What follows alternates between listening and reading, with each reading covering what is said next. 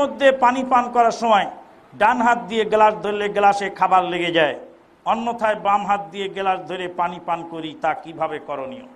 আমরা তো ডান হাত দিয়ে পান করি, আমাদের তো লাগে না, আপনার লাগলো কেন? ভালো করে চেটে খাবেন, মাঝে মাঝে চেটে খাবেন, ডায়াবেটিসের রোগ কমে যাবে।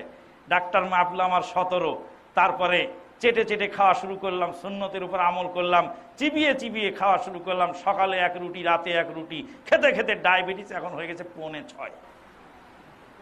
প্রথম মাপলো 17, এখন হলো 5.6। ডায়াবেটিস থাকে কোথায়?